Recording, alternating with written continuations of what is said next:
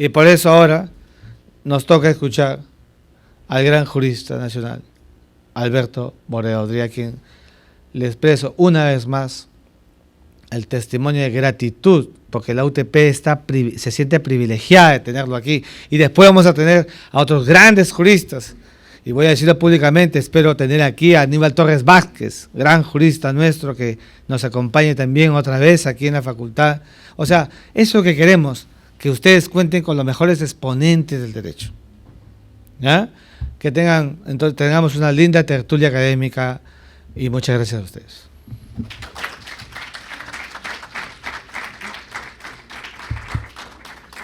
Muchas gracias, doctor. Bueno, para mencionar también que el doctor Borea, de su trayectoria, tiene 18 libros en su haber, un próximo 19, que ya lo había mencionado en la conferencia pasada. También asimismo, el día de ayer me puse a leer, tiene una publicación, ¿no?, que salió en el Diario de la República, que está muy buena. La verdad, les invitaría a que la puedan leer. Lo pueden seguir en Facebook también, que está con Alberto Borea. De verdad está muy bueno, es un honor tenerlo acá y espero que aprovechen esta conferencia. Eso sí, hay que mantener los celulares en vibrador o si no apagarlo. Doy pase ahora sí al doctor Alberto Borea, a lo cual le recibimos con fuertes palmas.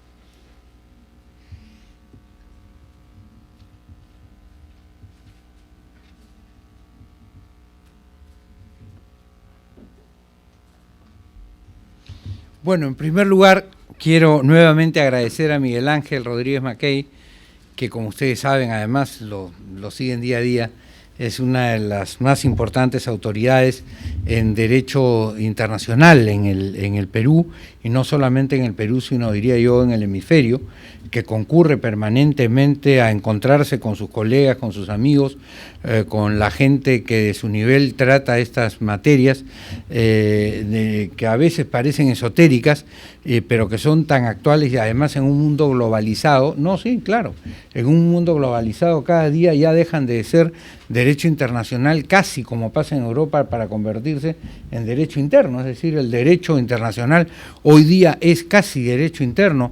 En los Estados Unidos, por cierto, si tomamos en cuenta lo que eran las colonias, que eran independientes, el derecho internacional se convirtió en el derecho nacional, en el derecho federal, y todos los días estos 50 estados que son parte de esta de la Unión, digamos, en sus propias normas las cotejan con las de los estados vecinos. Pero en Europa se palpa con mucho mayor claridad esta vigencia permanente del derecho internacional en el derecho interno, porque claro, era prácticamente imposible, de acuerdo al criterio de soberanía, que era uno de los criterios esenciales que regía la vida pública entre las naciones, que, por ejemplo, un país tuviera que obedecer una sentencia sobre un tema de cómo tratar los ríos o cómo ver el tema de los relaves mineros,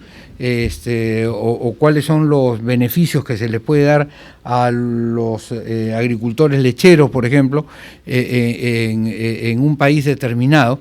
Y hoy día, cuando el Tribunal Europeo se pronuncia de una manera u otra, esos países que antes no reconocían más soberano que su propio presidente o a su propio rey, hoy día tienen que adecuar sus normas a aquello que se ha querido en el derecho internacional, a lo que han querido en Estrasburgo, en el Parlamento de Estrasburgo, y a las normas que se dictan en Bruselas, más bien en el Poder Ejecutivo de la Unión Europea. Entonces, esto es interesante porque esta es una interrelación, porque el derecho no es una suerte de vamos a decir, de tecnología separada, donde yo solamente sé de esta parte del micro, pero no sé de esta parte del micro ni tampoco del parador. El derecho es una ciencia humana, es una ciencia globalizante, y donde todo se va mezclando una cosa con la otra, y todo a partir, por cierto, de las grandes decisiones que hacemos que están asumidas y que están tomadas en la Constitución del Estado, porque la Constitución es, como vimos en la reunión anterior, la gran carta de asignación de competencias, es el tratado de paz interno, es el modo como la gente se quiere interrelacionar al interior de una sociedad. Y en ese sentido, esta vinculación entre el derecho constitucional y otras ramas es absolutamente permanente. No hay ninguna rama que le sea extraña al derecho constitucional. El derecho constitucional está por encima de todas ellas. No quiere decir que se meta en todas ellas, pero sí quiere decir que en todas ellas hay que tomar en cuenta las determinaciones constitucionales, porque ninguna determinación que viene establecida en una norma de menor jerarquía puede ir en contra de lo establecido en la Constitución. Por ejemplo, si ustedes están son penalistas y resulta que hay una persona que está detenida, y esa persona que está detenida se le quiere calificar como persona muy peligrosa y mandarla, digamos, a un régimen cerrado, especial, incluso en un penal, y sin embargo está procesado.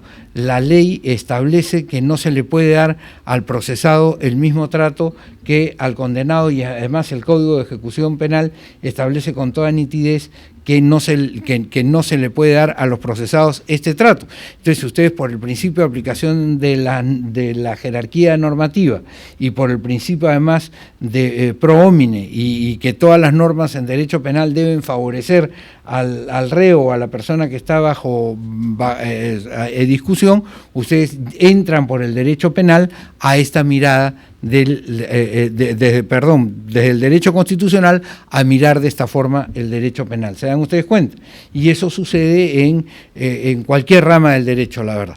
Entonces, hoy día nos tocaba hablar, y vamos a empezar a hablar, del tema de la igualdad.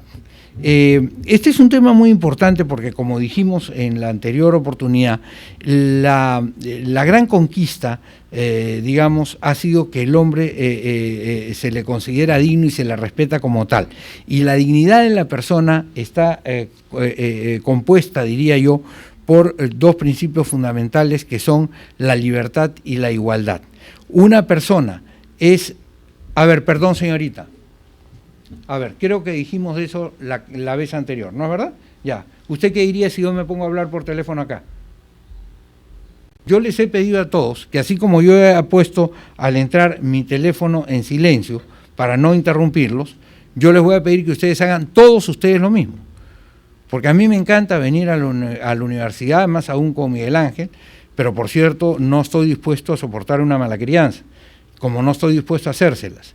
En consecuencia, yo no voy a hacer una mala crianza y tampoco voy a permitir que ustedes la hagan conmigo, ¿ya? O sea que respetos guardan respetos, como dice el refrán. Si no quieren escucharme, si prefieren hablar por teléfono, yo no tengo ningún inconveniente en que se vayan, cada uno es libre de hacer lo que quiere. Pero si van a estar interrumpiéndome como ahora con su sonido del teléfono, entonces yo no soy tan inteligente seguramente como ustedes, yo no puedo estar exponiendo y a la vez escuchando intervenciones o interrupciones telefónicas. No me da, yo no tengo ese cerebro tan privilegiado que seguramente tienen ustedes que son más jóvenes. Yo soy todavía de los cerebros del siglo XX, vamos a decir, no del siglo XXI, ¿ya? Entonces, háganme el favor de ayudarme a que no se noten tanto mis carencias, ¿ya? Y veámonos bien en este tema. Entonces decíamos que la igualdad tiene algunos componentes, que la dignidad de la persona humana tiene fundamentalmente dos componentes: el componente de la libertad y el componente de la igualdad. Y dentro de este componente de la igualdad es muy importante. ¿Por qué? Porque lo que ha sido el motor de todas las revoluciones en el mundo, dicen los filósofos, no ha sido incluso la falta de libertad, sino cuando la falta de libertad se percibe como una carencia de igualdad, es cuando eso prende la chispa y en consecuencia el hombre dice: ¿por qué fulanito de tal tiene más derechos que yo? ¿Por qué fulanito de tal manda y por qué yo tengo que obedecer? ¿Por qué fulanito decide y yo tengo que seguirlo? es decir, donde se genera la desigualdad. Y donde se genera la desigualdad empiezan a desmoronarse los sistemas políticos inclusive. El hombre puede incluso a veces tolerar las situaciones de pobreza más extrema, en la medida en que todos más o menos nos percibamos igualmente pobres y que no haya privilegios, que no haya personas que no están en esa situación en la que están los demás. La pobreza se puede soportar, la desigualdad no se puede soportar, porque la desigualdad es un atentado a la dignidad, es decir, es aceptar que hay otro que tiene derecho a tener mucho más cosas de las que yo tengo, no obstante que somos eventualmente iguales, ¿no? Porque el ser humano se reputa a sí mismo igual frente a los demás.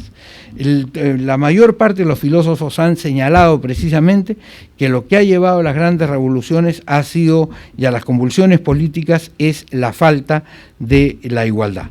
Sin embargo, esto que nosotros vemos así realmente, la igualdad, si somos iguales, no es una idea que ha sido tan evidente en la historia del mundo, no es verdad. Y nosotros mismos nos percibimos hasta físicamente desiguales. O sea, digamos, esto que hoy día para nosotros es obvio, o que nosotros lo entendemos ya obvio, no era obvio y no es tan obvio, no era tan obvio, digamos, para la gente que se guiaba por los sentidos, ¿no? Ver a una persona de una raza distinta, a un blanco en una tierra de negros, digamos, este blanco podría ser considerado inferior, o al revés, como pasó más bien históricamente, este negro considerado como inferior en relación a este blanco. Eso era casi lo que se veía en los ojos. Entonces, el ser humano ha tenido que irse, digamos, educando, ha tenido que ir entendiendo que las diferencias físicas e incluso mentales e incluso culturales que nos separan a unos de otros no hacen a la esencia misma de la persona, que es la que define la categoría de igualdad. El hecho de ser persona nos hace ser iguales, independientemente que seamos amarillos, blancos, negros, cobrizos o lo que querramos ser. Eso no interesa. Si somos gordos, si somos flacos, si somos altos, si somos más inteligentes, si somos menos inteligentes. Una persona que es menos inteligente no tiene menos derechos, ni tampoco tiene por qué ser desigual en lo esencial respecto a una persona que es casi un genio o que es un genio. O sea, eso no hace a la esencialidad del ser humano, y la igualdad se toma sobre la base de la esencialidad del ser humano. Entonces, la igualdad ha sido una conquista que ha consistido, por lo tanto, en entender que esas diferencias que físicamente pueden ser evidentes no hacen a la esencia del ser humano. Y esas diferencias que en un momento u otro de la historia se han reputado como causa para discriminar a otras personas, no se estiman más suficientes para acordarles superioridad a una sobre los demás. Por ejemplo, les pongo un caso de desigualdad vinculado al derecho constitucional. Cuando comienza la República en 1823, para votar, para ser elegido, había que tener o un grado de instrucción X o tener una renta X también. La persona se sostenía que no tenía o el grado de instrucción o que no tenía la renta suficiente, se estimaba que no tenía la capacidad para decidir sobre los destinos de la nación, y adicionalmente o tampoco iba a tener el interés, porque como no tenía nada, le daba lo mismo que pasara lo que pasara, porque igual iba a quedarse con nada antes o después. Entonces se decía el voto, eso se llamaba el voto censitario. En la medida en que yo tengo una cantidad X, voto. En la medida en que tengo una cantidad X más 5, ya no solamente voto, sino puedo ser elegido. ¿Por qué? Porque los actos que yo voy a hacer como gobernante van a tener por lo menos el respaldo de que yo me voy a interesar porque por lo mío vaya bien. Esa era más o menos la concepción. Fíjense ustedes cómo hay un rasero de desigualdad que estaba en la base incluso de la votación misma, ¿no es verdad? Y ustedes lo van a ver en el artículo 2 de la Constitución del Perú, incluso repetido en el artículo 2 del texto de 1993, donde dice: toda persona tiene derecho a la igualdad ante la ley. Ya, aquí hay una primera distinción que ha hecho la doctrina, que me parece que es muy importante, digamos, volverla a tocar ahora. Seguramente algunos de ustedes ya han abordado este tópico en su materia de derecho constitucional, pero me parece interesante tocar. La igualdad ante la ley significa que dictada una ley, o sea, decidido, como veíamos en la vez anterior, una política por parte del Estado, entre las 1000 políticas que hay sobre cualquier materia, antes de que una de esas respuestas se convierta en derecho, se convierta en ley. Una vez que hemos convertido esa respuesta en ley, eso significa que todos van a ser iguales ante la ley y que por lo mismo los jueces no pueden aplicar una ley, digamos, con el matiz A para los ciudadanos que son de Tumbes y una ley con el matiz Z para los ciudadanos que son de Puno. Ni puede tampoco decir, como fulano estudió en tal colegio o viene de colegio nacional, le pongo, me estoy prejuiciado a favor de él, y fulano de tal estudió en un colegio particular, estoy prejuiciado en contra de él. O al revés, cualquiera combinación. La igualdad ante la ley significa que dictada la ley, todas las personas que se enfrentan a la ley, ¿no es verdad?, se enfrentan o tienen que ser tratadas de la misma manera. Eso es lo que se denomina el principio de la igualdad ante la ley. Sin embargo, se descubrió precisamente por la vigencia del derecho constitucional. No nos olvidemos que el derecho constitucional empieza a ser normativo. Yo asumo que ustedes vinieron a la clase anterior y si no, más o menos la pueden ver en nuestra página web de la Casa de la Constitución, ¿no es verdad, Martín? www.casadelaconstitucion.com.pe, y ustedes pueden ir viendo el ciclo de conversaciones que estamos teniendo con ustedes. Si no vinieron a la primera, ahí la pueden encontrar. Si no vienen a la segunda y vienen a la tercera, bueno, esta segunda, los que no han venido, la pueden ver, ustedes les pueden decir en www.casadelaconstitucion.com.pe, ¿no es verdad? Entonces, lo que quiero decirles es que esta igualdad se fue descubriendo que la Constitución no solamente era, como antes se entendía, una suerte de declaración de principios, en que eran más o menos recomendaciones para el que estaba en el poder, hiciera las cosas bien y más o menos llevar adelante la sociedad en paz. Se entendió que la ley también tenía que ser justa, y que no solamente una vez que se dictaba la ley el ciudadano era igual ante la ley, sino que la ley tenía que tratar por igual a los ciudadanos. Es decir, ya no se trata de la igualdad ante la ley, sino se trata de un principio distinto, que se llama la igualdad en la ley. Es decir, la ley no puede discriminar, salvo que haya una situación de hecho que efectivamente haga posible que estemos hablando de dos categorías de cosas diferentes. O sea, por ejemplo, yo puedo, por eso se decía, la ley se hace en razón de la naturaleza de las cosas y no de la diferencia de las personas. Ese era el principio que siempre se tomaba. ¿Qué cosa quiere decir esto?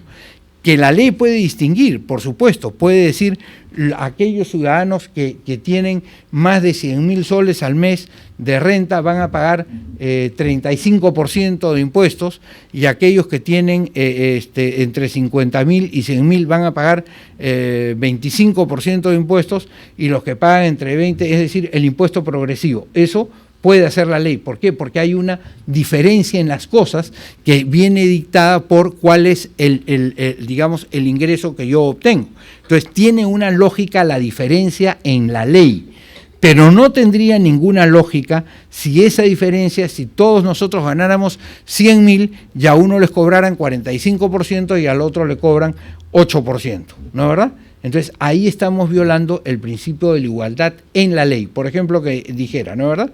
Como nosotros lo que queremos es fomentar la creación de tipos atléticos en el Perú, que sean altos, que puedan ser atletas, deportistas, guerreros, lo que fuere. Entonces, a los que tienen hijos que miden más, que cuando llegan a jóvenes miden más de 1,80 m, en fin, X características, le vamos a rebajar drásticamente los impuestos. bueno, eso no tiene mucha lógica, digamos, no apunta mucho al principio de igualdad, me dejo entender. Entonces, ahí se viola el principio de igualdad en la ley, ¿no? O sea, porque claro, el juez puesto frente a una ley injusta, si solamente aplicara la ley tal como viene dicha, la aplica, pues, tú tienes menos de 1,80 m, pagas 40%. Tus hijos tienen 1,85 m, pagas solo 8%. Él está aplicando la ley y en ese sentido somos iguales ante la ley porque la ley la quiso así. Pero una cosa, un previo mandato es el de la igualdad en la ley.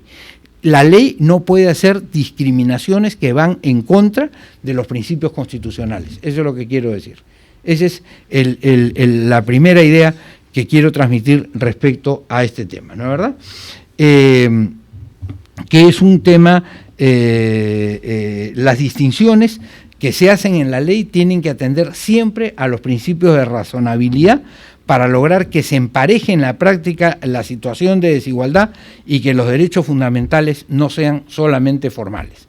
Eso lo explicó muy claramente en la Asamblea Constituyente de 1979, pero además ya venía siendo explicado por ciertos desde antes, uno de los grandes profesores de derecho que hubo en el país, un gran jurista que se llamó Héctor Cornejo Chávez, que políticamente tuvo, digamos, el traspiés, diría yo, digamos, ceder a la tentación de convertirse en director de un diario digamos, que había sido arrebatado por la dictadura, ¿no es verdad? Sin embargo, era de una manera inteligente que él explica perfectamente este tema y ustedes lo pueden ver en el diario de debates de la Constitución de 1979.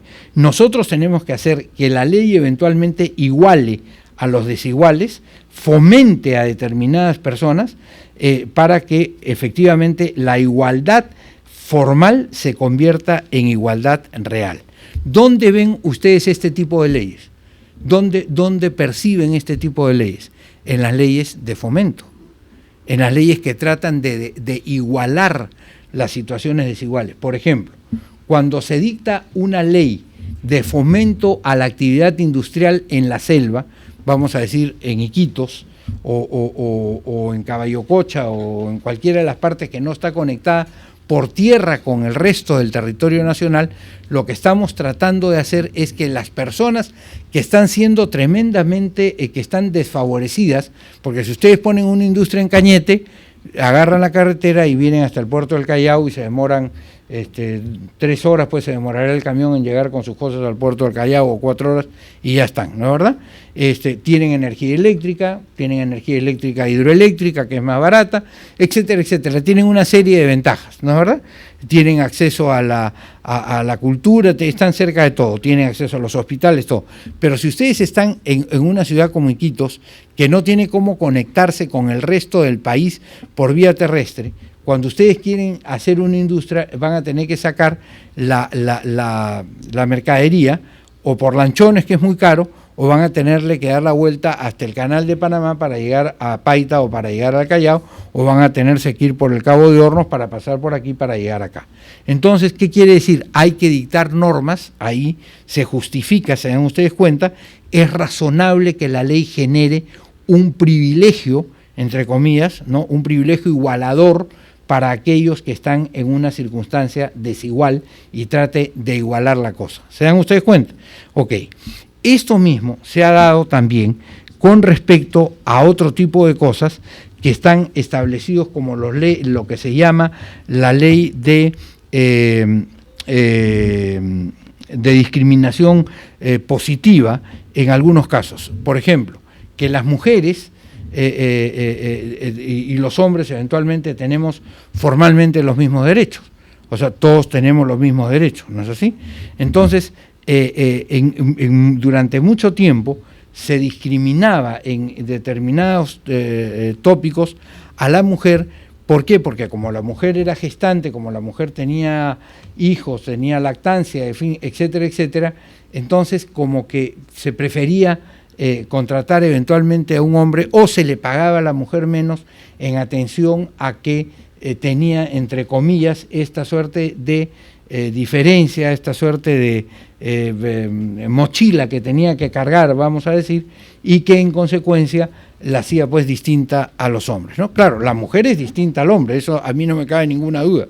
Yo no creo en el tema de la igualdad absoluta, yo tengo mis propias maneras de pensar, pero en este punto hay un tema de igualdad que no se, que digamos que había que emparejar, porque no tenía lógica esa situación. Entonces se dictan las leyes laborales y se exige que en el tema que no se puede discriminar a las mujeres respecto, etcétera, etcétera, etcétera, ¿no es verdad? Entonces se generan esos términos esos términos. No se puede discriminar a los hombres o a las mujeres para determinados cargos. También podría ser al revés. Podría ser el caso que se dijera: nosotros necesitamos controladoras mujeres. Nosotros necesitamos controladores. Ustedes pueden poner un aviso en el periódico y decir: nosotros necesitamos controladores, pero no pueden poner necesitamos controladores mujeres o necesitamos controladores hombres, porque eso viola ese principio de igualdad ante la ley, en la ley y ante la ley, las dos cosas, está claro, en este caso, ¿ya?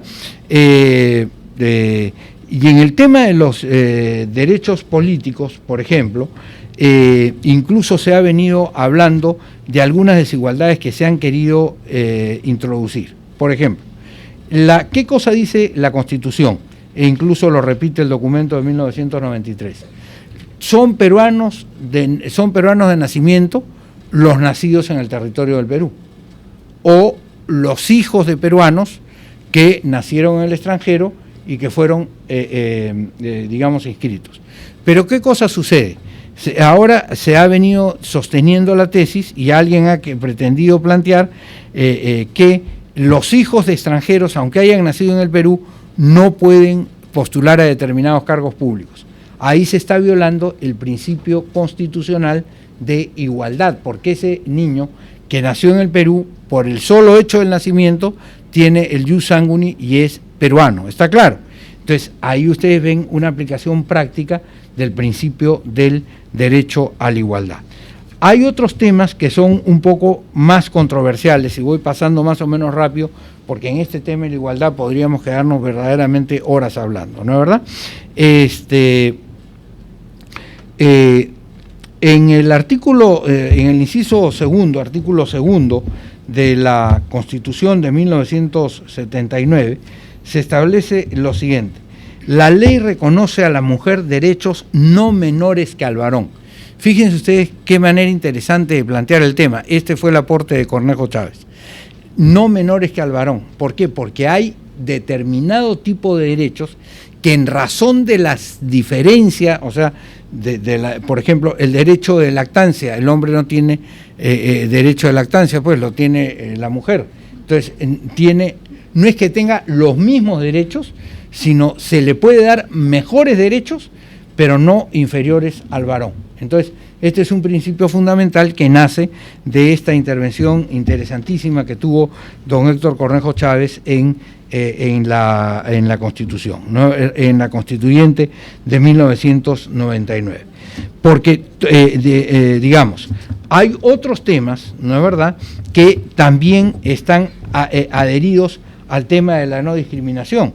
Toda persona, dice, a la igualdad ante la ley sin discriminación alguna por razón de sexo, ya hemos visto, sin discriminación por razón de raza, ¿no? En Alemania, por ejemplo, en la época de Hitler se discriminaba por razón de raza, ¿no? Y Hermann Heller, que es uno de los grandes tratadistas de la teoría del Estado moderno, dice: la raza es un elemento cultural, o sea, las diferencias a veces se generan por el paso del tiempo y por la vida en común, más que por digamos, elementos que son consustanciales. ¿Quién se puede plantear como puramente blanco? Esas cosas que decían los nazis, ustedes saben que tenían una suerte de medidas, tenía que medir tanto el cráneo, tenía que medir tanto la nariz, tenía que medir tanto, y de acuerdo a eso a la gente o la mandaban a un sitio o la mandaban al otro sitio, o vivía o moría o tenía derechos o no tenía derechos. Entonces Heller, que es alemán también, decía, no hay ningún criterio científico que nos pueda llevar a hablar de una raza y que la raza genera eventualmente una situación de desigualdad entre los seres humanos. Es una diferenciación que resulta más ideológica que real. Nada hay que demuestre que los individuos de una raza, decía Heller, sean superiores al punto de ser más o mejores seres humanos que los de otra raza. Y ese es un tema que ya felizmente, por lo menos en el mundo occidental, es un valor aceptado. O sea, todo esto que les estoy hablando, quiero que ustedes tomen conciencia de algo que a veces no tomamos conciencia porque lo damos ya por un valor asumido. Estamos en el año 2015. En el año 1935, hace solo 80 años, en el año 1985, en el año 1945, esto no era una verdad como la entendemos ahora. Estamos hablando de hace menos de un siglo. Fíjense ustedes cómo el hombre ha ido evolucionando. Y todavía váyanse ustedes a la Sudáfrica de los años 90, o sea, de hace 27, 30 años. Cuando Mandela estaba encarcelado, etcétera, etcétera, y todo lo demás. O sea, se dan ustedes cuenta cómo estos criterios de igualdad son criterios que se han ido imponiendo, ¿no es verdad?, por el desarrollo del ser humano. Ya estaban reconocidos, por cierto, en nuestra Constitución. A la igualdad ante la ley sin discriminación alguna por razón de sexo o raza. Sin discriminación tampoco de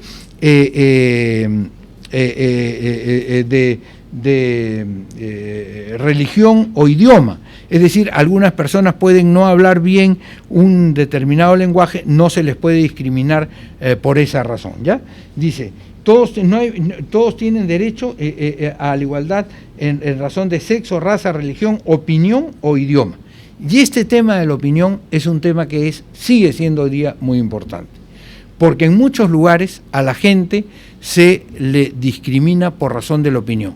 Si tú tienes unas ideas a favor, ya no te diría de tal o cual partido, cosa que sí sucedía hace 40 años o 50 años, sino a favor del libre mercado, en contra del libre mercado, entonces puedes entrar a trabajar acá, y si no, no puedes entrar a trabajar acá.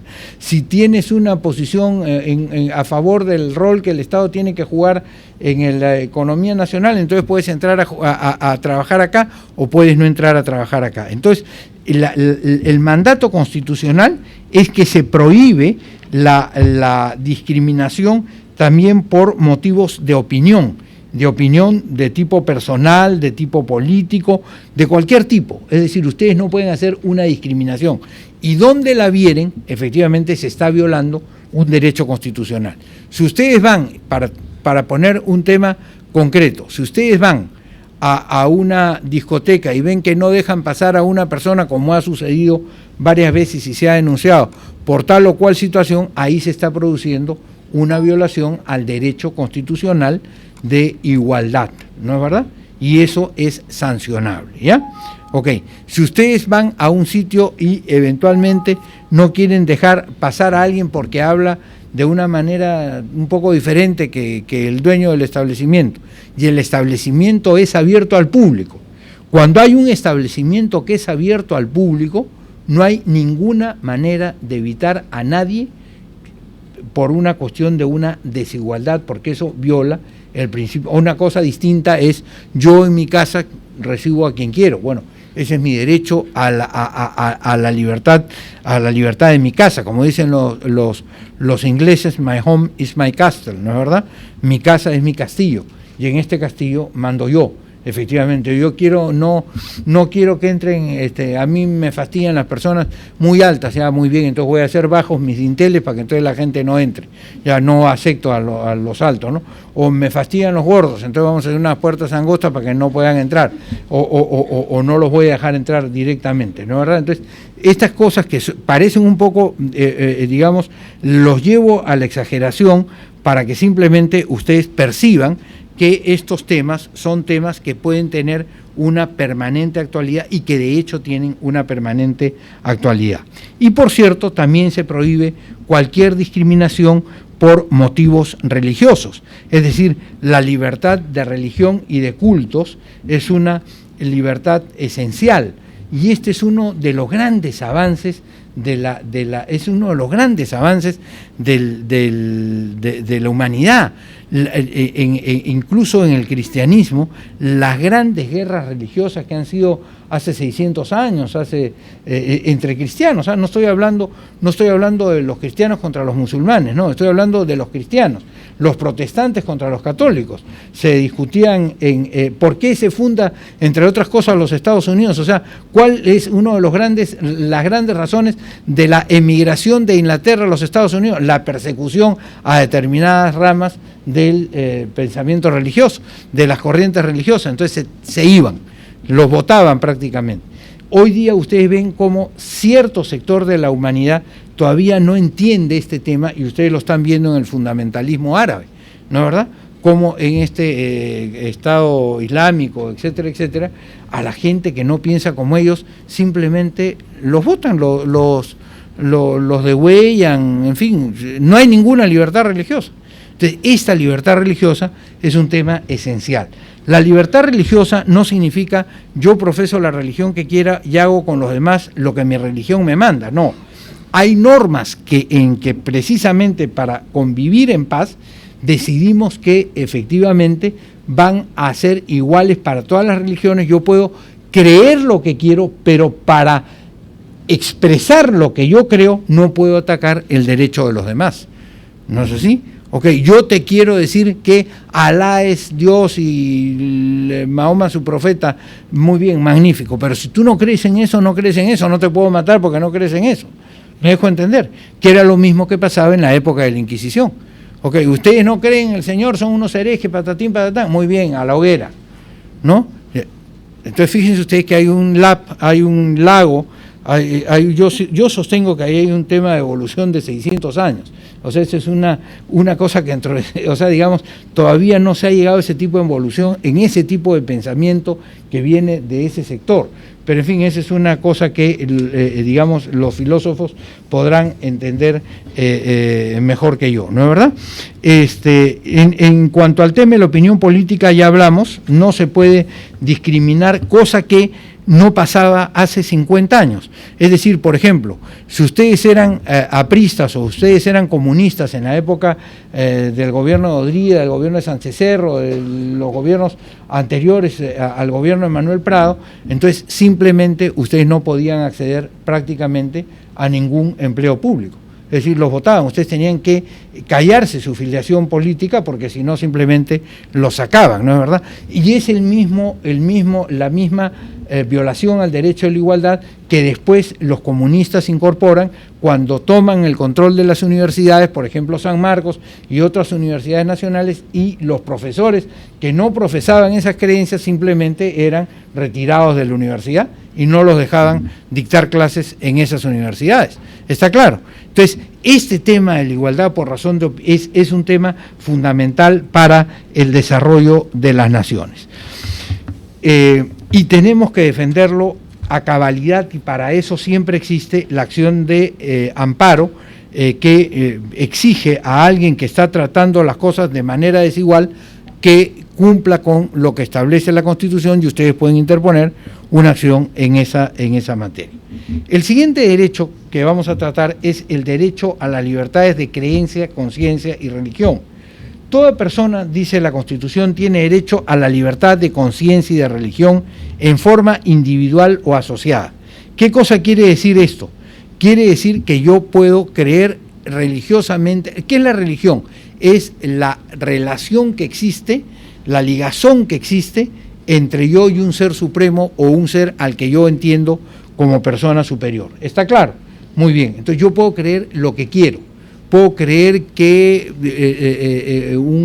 en el dios Baal, que era una suerte de toro, digamos, al cual, o tabú al cual yo adoraba o lo que fuere, puedo creer en un dios impersonal, puedo creer en el panteísmo, puedo creer en lo que quiera, pero lo que no puedo hacer es con mis creencias, con mis actitudes, perjudicar el derecho de los demás. ¿Está claro?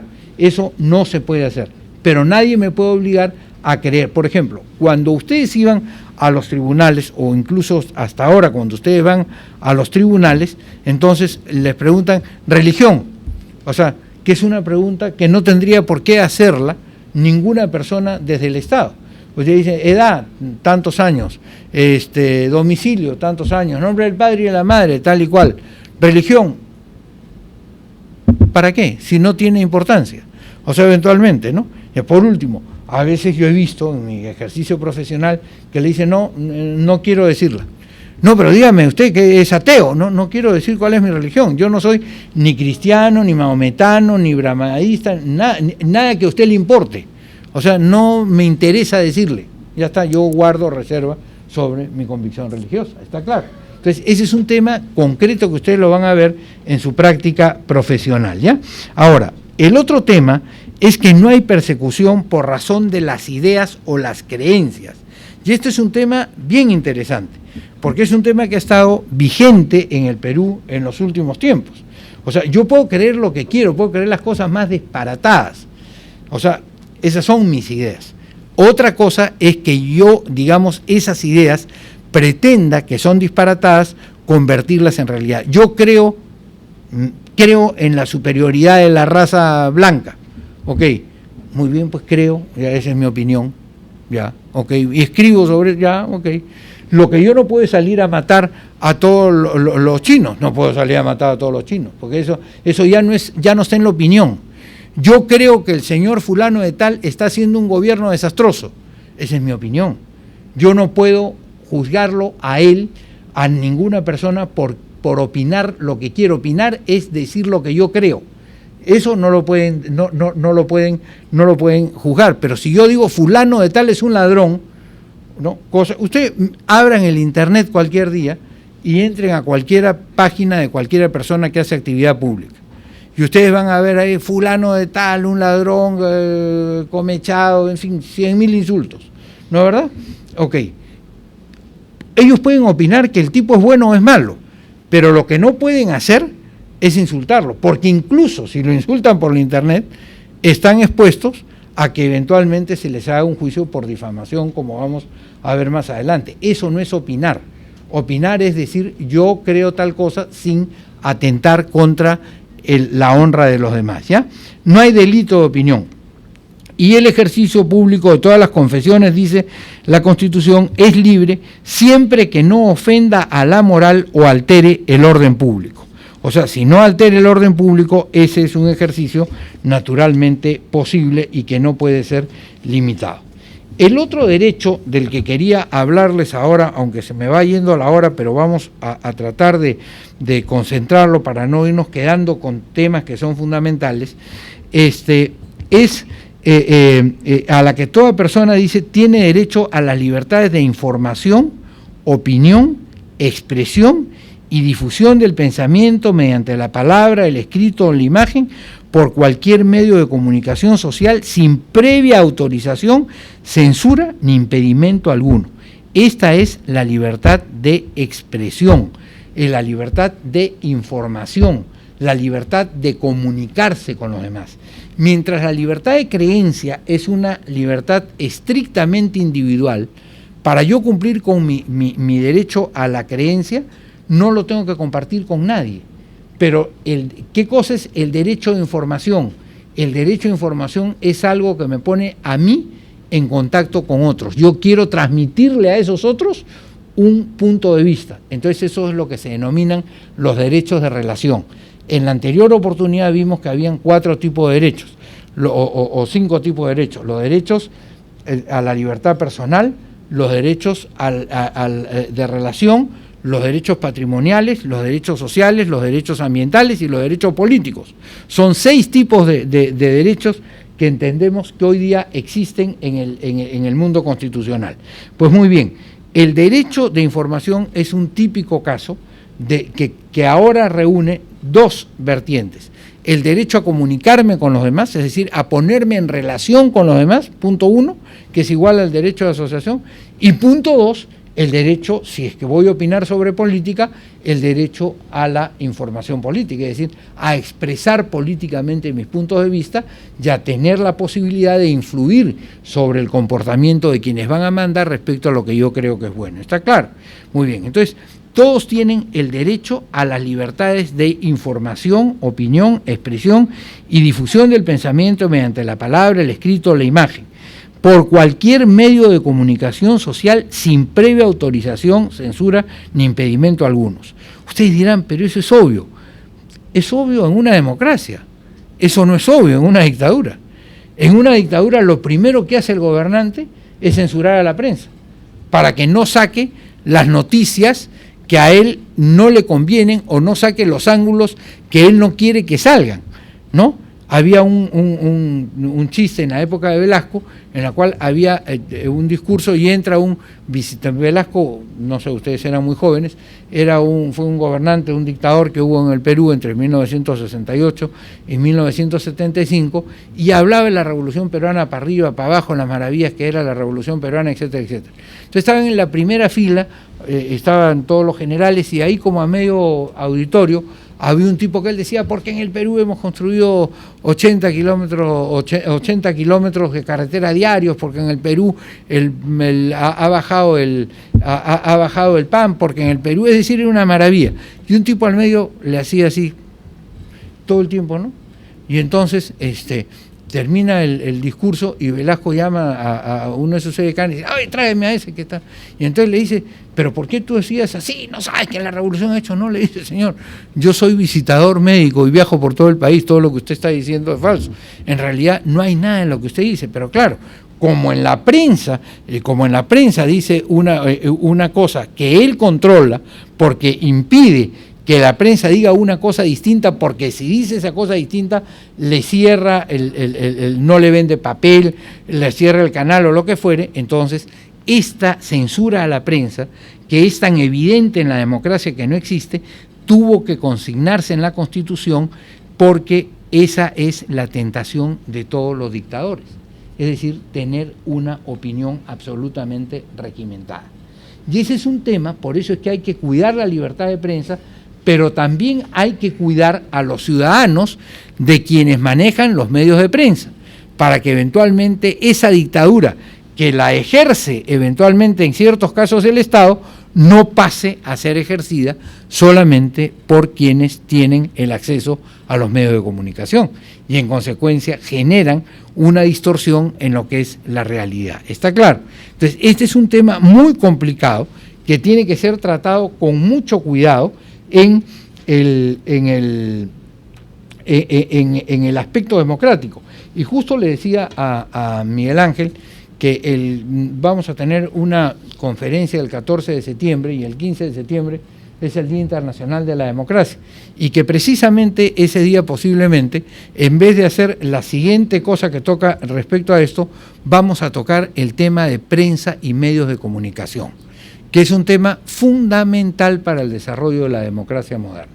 Si no resolvemos ese tema, entonces en vez de democracia, que es el gobierno del pueblo, del demos, vamos a tener la mediocracia, que no solamente es por mediocridad, porque eso es lo que produce, sino porque va a ser el kratos de los medios, el poder de los medios. ¿Se dan ustedes cuenta? Entonces hay que evitar que eso suceda y sobre eso vamos a hablar. Entonces, ¿qué más dice la Constitución respecto a esto?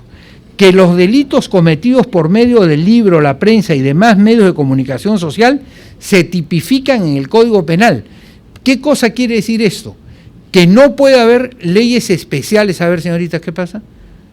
No puede haber leyes especiales, porque las leyes especiales en materia de prensa son justamente la tentación de los dictadores. O sea, los dictadores promulgan leyes especiales para atacar a aquellos que ejercitan su derecho de la libertad de expresión. Entonces se establece las normas vinculadas a los delitos cometidos por los medios de comunicación social solo se tratan en el Código Penal, con lo cual le ponen un corsé al tema. ¿Está claro? Primera cosa. Y en segundo lugar, no están sujetos a ningún tipo de censura ni a ningún tipo de impedimento. Y finalmente, todo proceso en el cual se trate de libertad de expresión por medio de o a través de los medios es un juicio público. O sea, es un juicio que tiene que ser público. No puede ser un juicio reservado, no puede ser un juicio a puertas cerradas. Normalmente, como ustedes lo van a ver cuando veamos las garantías de la Administración de Justicia, los juicios tienen que ser públicos, porque la gente tiene que enterarse por qué condenan a unos o por qué absuelven a otros. Pero hay algunas excepciones. Pero en el tema de los derechos que se cometen a través de los medios de comunicación no hay ninguna excepción. Todos los juicios tienen que ser públicos. ¿Está claro? Este es un tema que también resulta importante. Y no solamente se trata de previa censura, sino se trata de impedimento alguno. Fíjense ustedes, hace poco se planteó en Argentina una discusión respecto a la venta de papel a uno de los conglomerados periodísticos, que es el caso del Clarín, ¿no es verdad? El Clarín es uno de los grandes diarios argentinos. ¿Qué cosa acusaba el Clarín? El Clarín acusaba que el gobierno no quería venderles papel. Ese es, si estuviéramos en el caso del Perú, estaríamos frente a un impedimento que le estarían consignando por parte del poder a ese diario para que ese diario no pueda expresar sus puntos de vista, porque le están impidiendo salir en la medida en que no le están vendiendo el papel que es el que necesita para salir, ¿se dan ustedes cuenta? Entonces, por eso se pone en la Constitución sin previa autorización, ni censura, ni impedimento alguno. Esta es, digamos, los delitos cometidos por medio del libro, la prensa y demás medios de comunicación social se tipifican en el Código Penal y se juzgan en el fuero común. Este también es otro tema importante. ¿Por qué? Porque también existe la tentación en el poder de que determinado tipo de delitos lo pasamos a un fuero especial y especialmente al fuero militar, ¿no? Y entonces hacemos un juzgamiento sobre un tema que es fundamentalmente ideológico, que es de opinión, lo convertimos en una suerte de rajatabla militar. Y eso está absolutamente vedado en la Constitución. Y finalmente, en este tema, es delito, dice, toda acción que suspenda o clausure algún órgano de expresión o le impida circular libremente.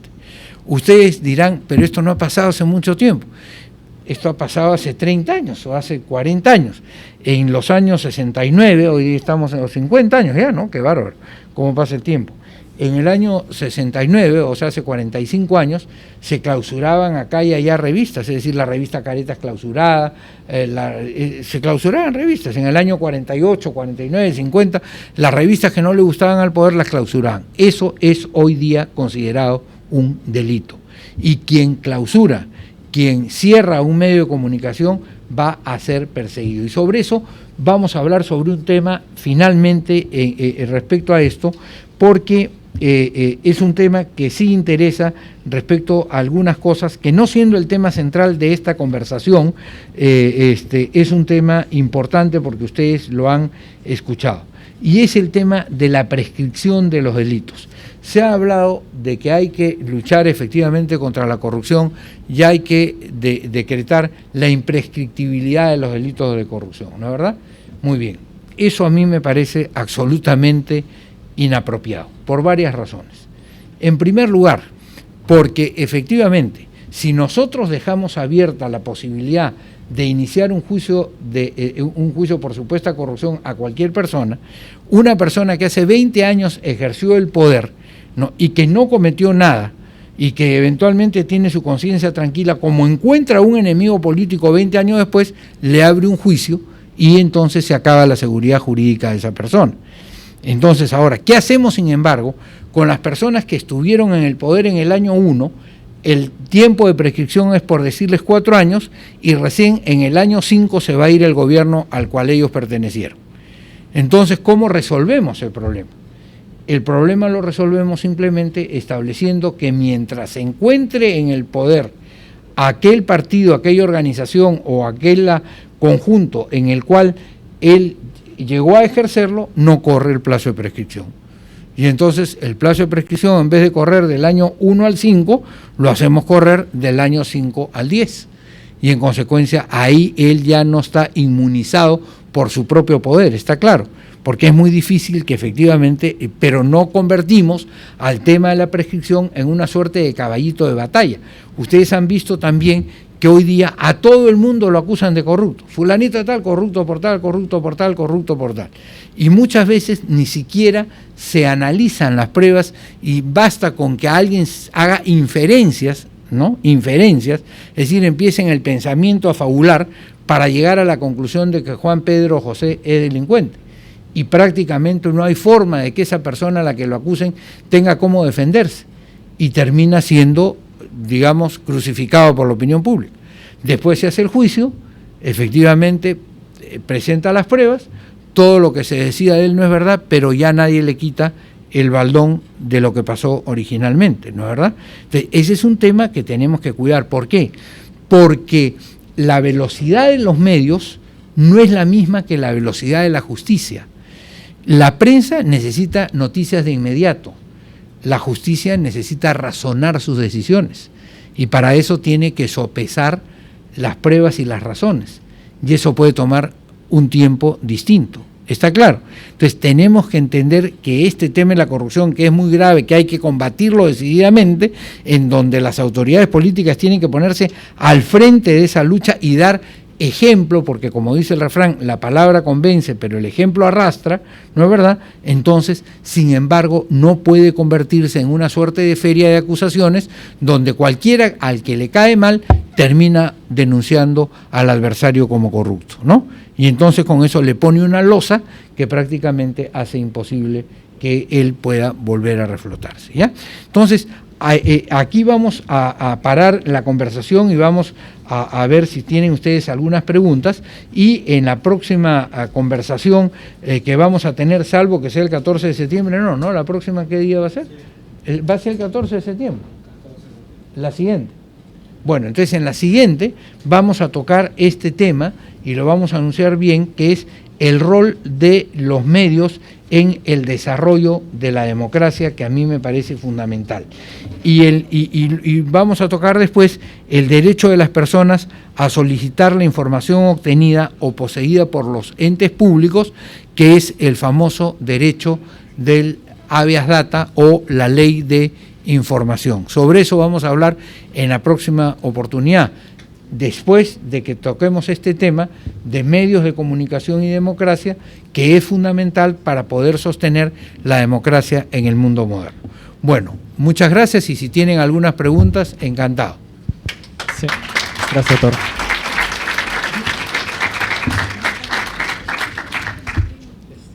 Bueno, ante todo, buenas noches. Mi nombre es Ángel Ramos. Solamente quería hacerle una pregunta. Mire, usted ha hablado bastante... Dime una cosa, ¿estás con el micro prendido o no? Porque no se te escucha. Sí. A ver. Sí, se está prendido. Ahorita, póntelo cerca del... Ya, bueno, bueno, la pregunta, Rica, si bien es cierto, usted se ha enfocado a hablar libremente a lo que es el derecho fundamental a la libertad en diversas interpretaciones. Pero ahora, he escuchado que ha hablado de la libertad respecto de la libertad política. Ahora, también he escuchado que usted ha precisado que todas las personas tenemos el derecho a elegir. Pero ahora, ¿por qué satanizar a ciertos partidos políticos a no dejarlos ingresar a una elección y, en consecuencia, no dejarlos que se puedan manifestar frente a la sociedad? Bueno, de repente para muchos puede sonar algo satánico mencionar al Movadef. En este caso el Movadef no lo dejan participar en las elecciones.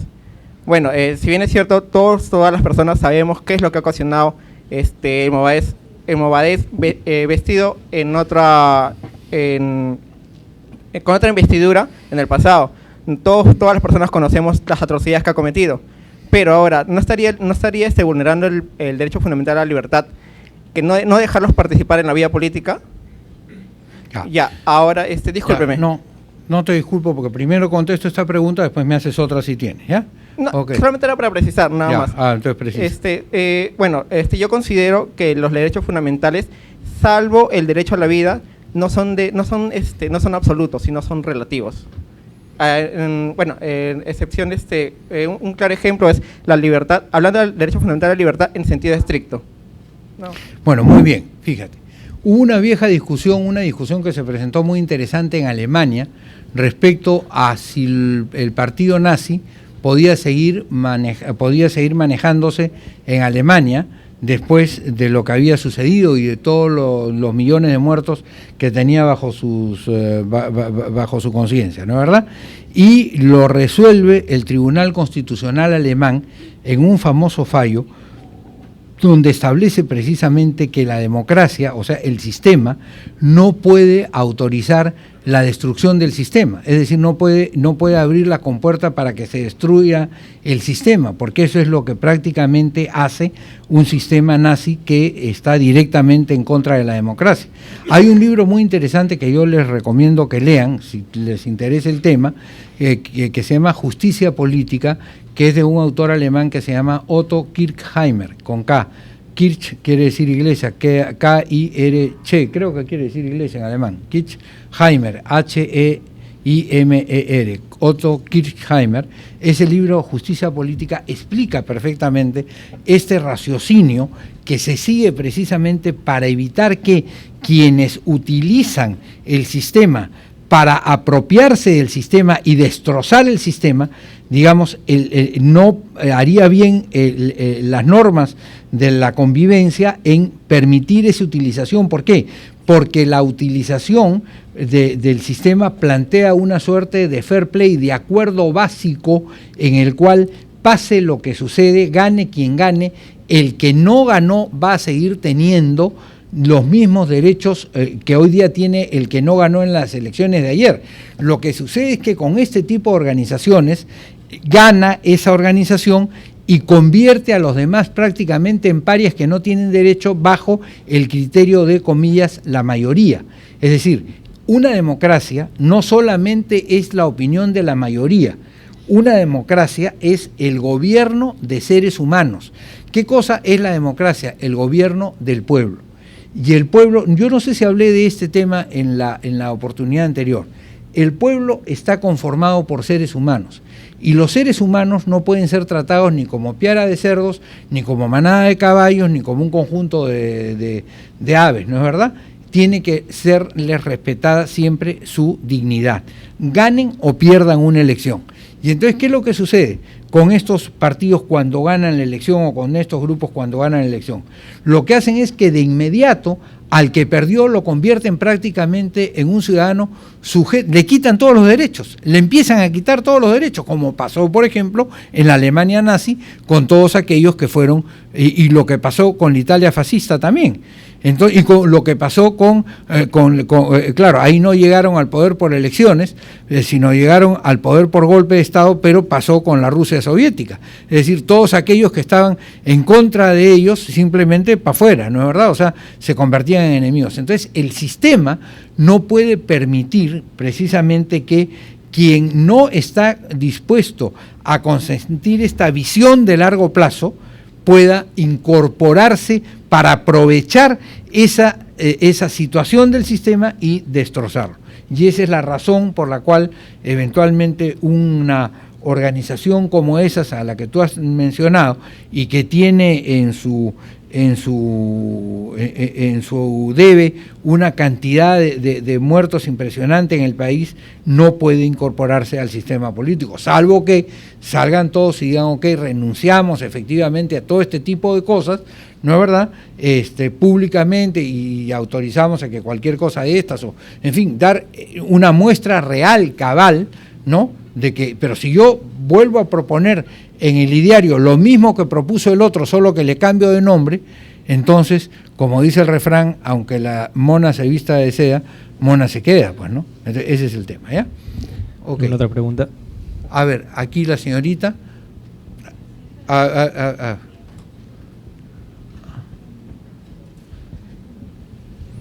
Buenas noches, doctor Borea. ¿Cómo estás? Respecto a los derechos fundamentales en el derecho internacional que usted mencionó, quisiera hacerle una pregunta. ¿Qué mención merece lo que está sucediendo ahorita en Europa con el Estado Islámico, que está imponiendo qué medidas está tomando a nivel internacional, o la comunidad, qué está haciendo al respecto? Bueno, mira, yo te sugeriría, a mí me parece una muy buena pregunta, pero haría muy mal yo en ponerme a responder ahorita estando acá Miguel Ángel. Más bien le correría traslado de la pregunta para que él nos responda. Por supuesto, enriqueciendo lo que él ya es trome en eso, ¿no? No, pero no, pues por eso. No, de verdad, el tema es un tema especial, y yo le pediría a él más bien claro, que me ayude. pero su posición en suya tema, también. ¿no? Ver, luego la enriquecemos con la de él. No, vamos a ver. Mira, yo no puedo entrar al quirófano a operar cerebros. Okay. Porque no estoy preparado para eso, así que vamos a dejar al cirujano de cerebros. Ajá.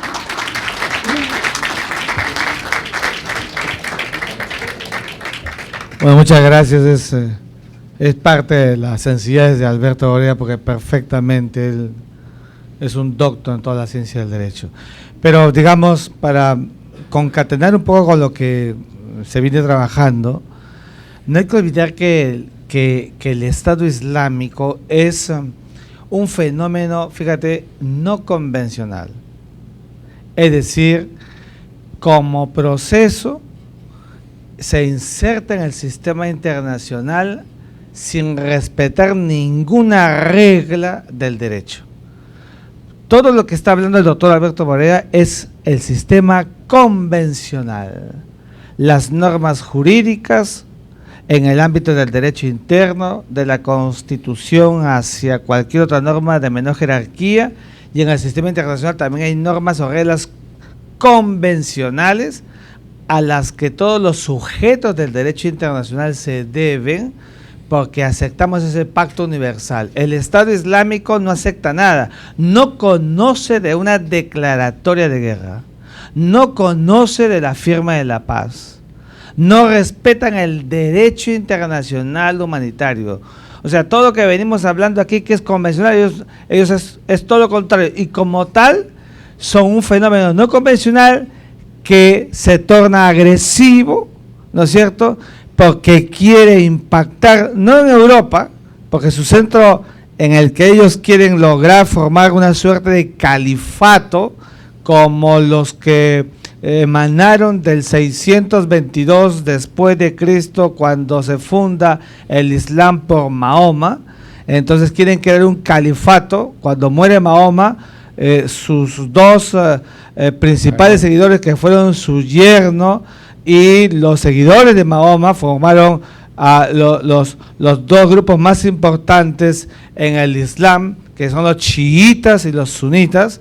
Entonces, en ese mismo cosmos quieren formar un califato, ¿no? Pero este califato estaría en los territorios que hoy son la Siria, Irak, ¿no es cierto?, y también cualquier otro de los estados que está alrededor, ¿no es cierto?, socavando las reglas internacionales, las reglas intraestatales, y por tanto promoviendo el desorden, y el desorden es la negación del derecho y es una amenaza, por tanto, a todas las reglas de la convivencia intraestatal. Y esas reglas y esas amenazas también las involucran a otros espacios periféricos o alternos, entre ellos, como hemos visto en Europa, con atentados sistemáticos en diversas partes del mundo. ¿Ya? Muchas gracias. Muchas gracias. La señorita acá, Ludi, la señorita de verde, creo que quería hacer una pregunta. Sí, doctor Robert, ante nada, buenas noches. Si bien es cierto, hemos tratado muchísimo el tema de los derechos fundamentales y en relación a esto, el fin ulterior de los derechos fundamentales es la igualdad, como usted bien ha tocado ampliamente.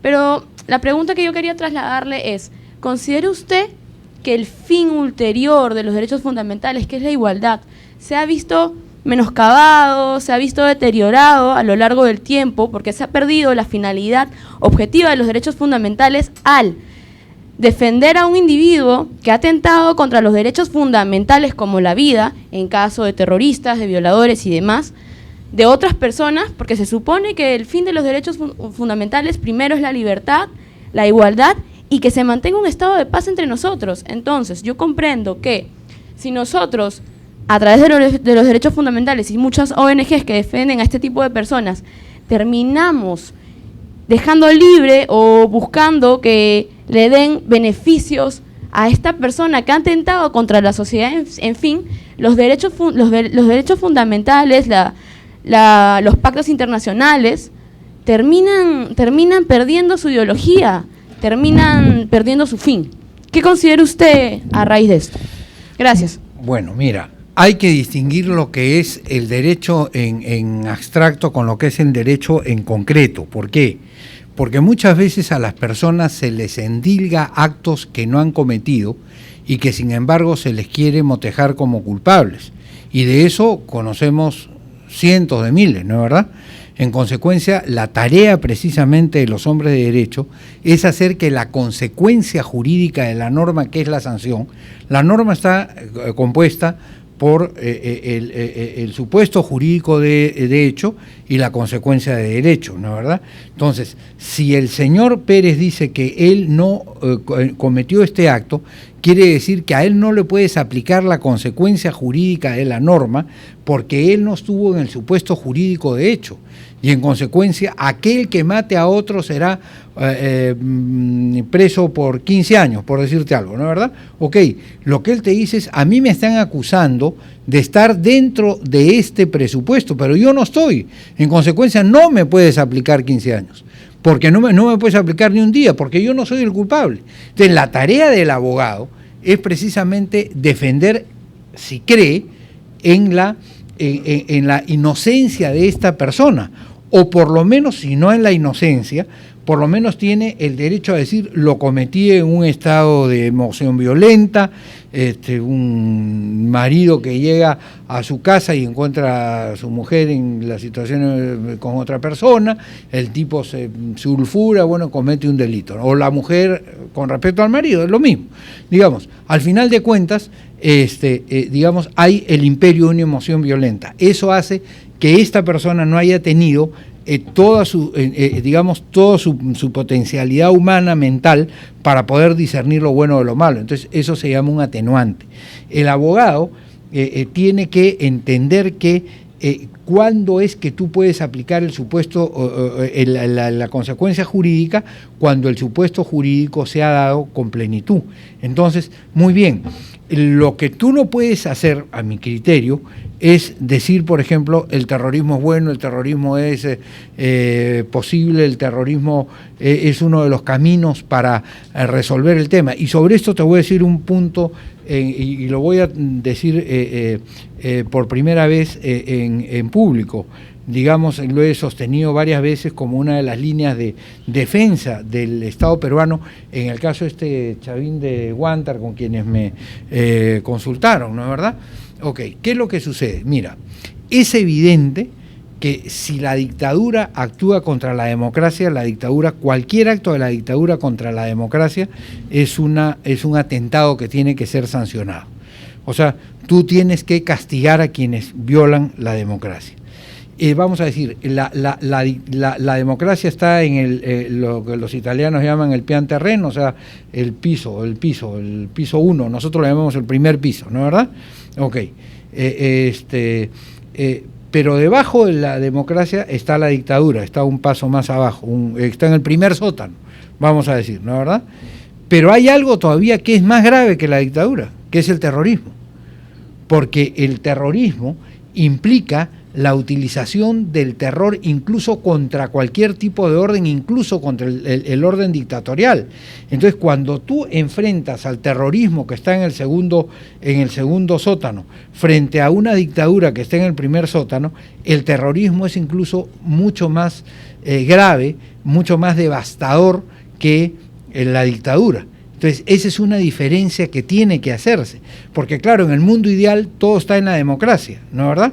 Pero cuando viene una patología como el caso del Perú vino entre el año 92 y el año 2000, digamos, en el combate, el tema de la dictadura, entonces tú tienes acá esta, pero si lucha contra el terrorismo, eventualmente en esa lucha entre dictadura y terrorismo, eventualmente tú tienes aquí una explicación, la dictadura tiene una explicación. Ahora, ¿esa explicación vale para el caso concreto o no vale para el caso concreto? Ese es un debate que se tiene que dar ya en el campo del caso específico, pero como principio fundamental tú tienes ahí una distinción que tienes que hacer, que yo no sé por qué no la hicieron durante estos años los que estaban encargados de la defensa del Estado, ¿no?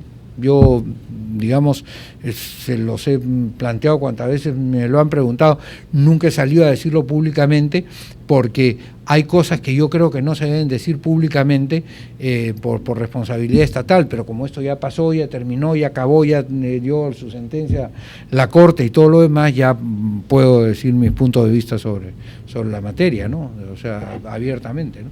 Sí, Ludwig, a ver, ¿alguien más? ¿Alguna otra pregunta? A ver, el señor, acá.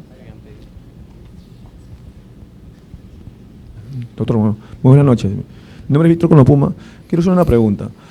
Como usted también como columnista del diario La República, creo que es leído, ¿cuál sería cuando acá está hablando de los medios, cuando el Estado oprime mediante dictaduras a los medios, pero los medios cuando incumplen sus obligaciones al no defender la libertad de expresión o de opinión, ¿cuál sería la sanción o responsabilidad cuando incumple este tipo de obligaciones? Ese es un tema bien interesante porque, como ustedes han visto, hay un derecho a la libertad de expresión y a la libertad de información, y los medios en algunos casos, en bastantes casos diría yo, han cumplido con un rol fundamental. No se hubiese conocido muchos de los delitos que se han cometido, especialmente por parte de quienes tienen el poder, si es que especialmente algunos periodistas de investigación importante no hubieran salido a informar a la sociedad de estos hechos. En consecuencia, ese es un equilibrio muy delicado, en donde tú tienes que mantener, por un lado, la libertad de información y la libertad de prensa, y por otro lado tienes que también evitar que la concentración de ese poder, ¿no es verdad?, termine destrozando los otros derechos, especialmente los derechos políticos y concretamente el sistema democrático. Sobre eso vamos a hablar el 14 de septiembre. Ese es el tema del 14 de septiembre. Yo tengo una propuesta que espero que en algún momento se convierta en ley en el Perú, que equilibra estos dos aspectos, pero sobre eso es toda una conversación larga que la vamos a tener, Dios mediante, el 14 de septiembre, ¿ya? Pero es un tema en el que tienes que cuidar mucho, porque tampoco es cuestión de tirarse contra el que tú crees que ha hecho una información falsa, porque también, digamos, si él informa mal, habrá otro que informa mejor, entonces hay un poco la posibilidad de que la gente escoja su canal, escoja su periódico y todo lo demás. Pero lo que tenemos que hacer, como vamos a ver, es que todos, que los que emiten, todos los que tienen una licencia otorgada por el Estado, todos los que tienen una, ¿cómo se llama?, una franquicia para operar en las ondas o una autorización para operar en el mercado peruano, tienen que seguir determinadas normas que van en consonancia con los valores fundamentales que nosotros tenemos en la democracia. Y yo hice una entrevista para La República ayer, que tuvo la gentileza de hacerme la periodista Ana Núñez y, por cierto, la dirección de La República, pues yo soy columnista de Correo. Todos los jueves pueden leer en el Correo mis columnas, en el diario Correo. ¿Sí? ¿Dos últimas preguntas? Sí, por favor, dos preguntas más. A ver. Doctor, buenas noches. Mi nombre es Adolfo Canales. ¿Cómo estás, Adolfo? Con respecto al tema de la igualdad, doctor, yo quería preguntarle cuál era su opinión con respecto a la discriminación positiva al cual usted hizo referencia, y si son necesarias algunas disposiciones políticas, de repente como lo que ocurrió en el gobierno de Alan García, que él sugirió o estableció que la mitad de los ministros sean hombres y la mitad mujeres, por ejemplo. O otro tema por respecto, por ejemplo, al Ministerio de la Mujer, ¿no? Que es un tema bastante, que lo he escuchado bastante en polémica, y con respecto al feminicidio, que también de alguna manera tiene que ver con la igualdad. A ver, vamos a ver. Respecto al Ministerio de la Mujer, me parece bien que haya un Ministerio de la Mujer porque es evidente que la mujer todavía es un género que no ha llegado a desarrollar todas sus potencialidades que las tiene, ¿no? Que no es lo mismo que los hombres, hasta, digamos, somos distintos, no en el sentido de que uno valga más y otro valga menos, sino que sencillamente somos diferentes y hacemos a veces funciones distintas, ¿no? ¿Verdad? A veces. Pero también a veces hacemos las mismas funciones. O sea, y podemos hacer las mismas funciones. En aquello que podemos hacer las mismas funciones, no tiene que haber ningún tipo de discriminación, naturalmente, ¿no es verdad? En aquello que no podemos hacer las mismas funciones, existe lo que hablábamos, la diferencia que genera la situación natural, que tiene que ser expresada en una norma para proteger que esta expresión natural no se vea desfavorecida por una norma que trata de igualar lo que no es igual, ¿ya? Ese es un punto. Respecto al tema de si tiene que haber el mismo número de ministras que de ministros, no es una ley. No es una ley, fue una expresión de García que, por cierto, como casi todas las cosas que él ofreció no cumplió, porque tampoco hubo la mitad de mujeres que de hombres en su gabinete, ¿no? No se olviden que también ofreció que iba a regresar a la Constitución del 79 y no adelantó una sola línea en ese sentido, ¿no? O sea, y bueno, podría empezar a mencionar la cantidad de cosas, pero no viene al caso, no es el tema de la discusión. Ahí yo tengo mis dudas. Yo creo que eso es algo que se tiene que ir dando en la medida en que va evolucionando la sociedad y habría que irla impulsando. Pero, por ejemplo, este tema de que la mitad de los candidatos tienen que ser hombres y la mitad mujeres, a mí no me parece. Es más, incluso en el tema del tercio, te quiero decir, creo que hay que tener cuidado. ¿Por qué? Porque no siempre las mujeres están dispuestas a participar en política, incluso hasta por la situación cultural de nuestro pueblo. O sea, si tú ves, hay líderes mujeres que son muy capaces y que efectivamente han demostrado estar al primer nivel de la política peruana. El caso de Lourdes Flores, por ejemplo, es un caso paradigmático, vamos a decir de alguna manera. Acabamos de tener a Susana Villarán, de alcaldesa de Lima, etcétera, etcétera. Todo eso me parece muy bien. Ha habido personas en los distintos partidos y agrupaciones que efectivamente se han conducido políticamente muy bien. Pero yo digo, obligar de todas maneras a que una organización ponga una cantidad de candidatos o de candidatas en determinada posición, no sé, porque eventualmente podría haber, digamos, todas mujeres, o podrían ser todos hombres. Y al final de cuentas, lo que tú estás buscando ahí es la calidad en la gestión pública, que es un criterio distinto el que estás buscando en este tema, ¿no es verdad? A ver, hoy día no hay mucha vida política, la verdad. Los partidos casi no abren, si abren para las elecciones, pero digamos, en los tiempos en que había organización política, tú veías en los propios partidos el desequilibrio entre hombres y mujeres, la gran cantidad de hombres y la menor cantidad de mujeres, ¿no es verdad? Y eso se debe a fenómenos culturales que tienen que irse superando y se han ido superando, y cada día son más, cada día la mujer es más independiente. Creo que eso es algo que podría irse generando paulatinamente hasta que llegue a ser innecesario el tema, porque puede darse el caso de que en alguna oportunidad más sean las mujeres que los hombres. Angela Merkel, por ejemplo, es posiblemente una de las mejores gobernantes del mundo, es mujer, ¿no? Golda Meir era mujer, la primer ministro israelita. Hoy tenemos a Michelle Bachelet en Chile, que es una buena presidenta, ¿no es verdad? Y claro, del otro espectro tienes a Margaret Thatcher, que para los ingleses fue una buena presidenta, o sea, una buena primer ministra, ¿no es verdad? Entonces, es algo que tiene que ir avanzando con la cultura, diría yo, acompañarla de alguna manera con las leyes, pero no pretender que de la noche a la mañana eso se resuelve con una ley, porque puedes estar aumentando el número de mujeres, pero no aumentando la calidad de representación. Y lo que tú estás buscando, ¿qué cosa es en el tema político? ¿Cuál es tu último fin en ese caso? ¿Es la calidad de la representación o la igualación en esta circunstancia? Puedes comenzar eventualmente fijando una cantidad en los consejos municipales y después las personas van desarrollándose y ten la seguridad que las mujeres igual que los hombres empujan como pasa en cualquier competencia política. Eso te lo digo por experiencia y porque así es la vida política. O sea, es un tema más controvertido. Ahora, también el tema de la discriminación, fíjate un caso bien interesante que hubo en Estados Unidos. Que tiene que ver con lo que yo te estoy diciendo, ¿no es verdad? Había estas normas de discriminación positiva en que establecía que para ingresar, que la universidad tenía que darle, por decirte, 20% de cupos a los afroamericanos, ¿no es verdad?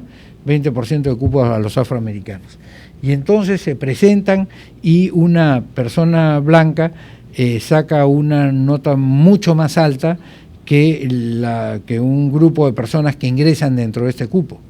Y ella dice, se me está violando mi principio de igualdad, porque aquí estamos discutiendo un tema de competencia académica, y en consecuencia yo que en esta competencia tengo una mayor, digamos, calificación, estoy siendo preterida porque no soy afroamericana. ¿Me dejo entender? Entonces, es complicado el tema, no es tan fácil. Por eso es que en el derecho, lo que decía, hay matices, o sea, tú tienes que analizar caso por caso, tienes que hacer lo que se llama el balance, la ponderación en cada oportunidad para poder dictar una norma justa, ¿no? No hay que olvidarse que el fin del derecho es la realización de la justicia, que es el valor del derecho, ¿no? Y que eso a veces pasa por poner, digamos, un criterio interpretativo a las normas de derecho, ¿no es verdad? Entonces, ese es un tema bien interesante que siempre hay que seguir analizando, en cada caso concreto. A ver, una última pregunta. Última pregunta. Doctor Orea, buenas noches. Buenas noches. Quería hacerle una consulta, así como estábamos hablando de discriminación, con respecto a la igualdad de sexo. ¿Hay posibilidad que las mujeres aspiren a altos cargos en las Fuerzas Armadas y la policía? ¿O es que estos órganos tienen normas que impiden ostentar esos cargos? Mira, no sé cuáles son las normas ahora, pero que evidentemente ya existe en algunos ejércitos, esa posibilidad existe. Ya hay oficiales superiores y oficiales generales en ejércitos de otras partes del mundo, especialmente en Holanda, si no me equivoco, se dio esa discusión. No sé cómo estará la cosa acá. Ahora, a veces lo que se sostiene es la tarea militar es una tarea ruda y las mujeres no están preparadas para la tarea ruda. Sí o no, no lo sé. En realidad más bien depende de cada persona, ¿no es verdad? O sea, ese es un tema que yo todavía no he analizado, pero que voy a tener que analizar dentro de poco, porque va a formar parte de todo lo que hay que empezar a pensar en los próximos meses, ¿no? Porque al final de cuentas todos vamos a tener que tomar decisiones y ver por dónde vamos a orientar nuestra decisión. A ver, voy a votar por el candidato que propone esto o el candidato que propone el otro, y de repente ese se convierte en un ítem de campaña, ¿no? Es bien interesante, claro, por cierto. Yo entiendo que la negativa ha venido dada en una suerte de protección a la antigua o protección de la mujer a la antigua. Es decir, no está hecha para esa tarea, ¿no es verdad? Hoy día las guerras a veces son de botones o son de planeamiento. Hoy día de repente no necesitas ni ir al campo de batalla. ¿Dónde se están librando las guerras hoy día en el Medio Oriente? Por ejemplo, la participación bélica de las potencias de la OTAN en el Oriente. No tienes un tipo, o tienes muy pocas personas en el piso. ¿Dónde están? Están manejando los drones, están haciendo tareas de planeamiento estratégico. Entonces yo no sé si para eso, de verdad, no creo, no me parece que esté negada una mujer, ¿no? Sin embargo, claro, hay otras cosas, pues yo no soy militar, no me he puesto todavía en ese tema, la verdad, y como no pretendo ser sabio en todas las ciencias, prefiero, digamos, decirte, igual que ustedes, que estamos pensando ese asunto y hay que pensarlo bien antes de tomar una determinación. Bueno. Gracias por su participación. Muy bien, muchísimas gracias a todos. Y el 14 de septiembre nos vemos, ya saben, todos los que quieran, los que no han venido, casadelaconstitucion.com.pe, y los que quieran seguir los artículos que planteamos todos los jueves, o en el diario Correo, o en el Facebook directamente mío, Alberto Borea. ¿Ya? Gracias. Muchas gracias a todos por su participación.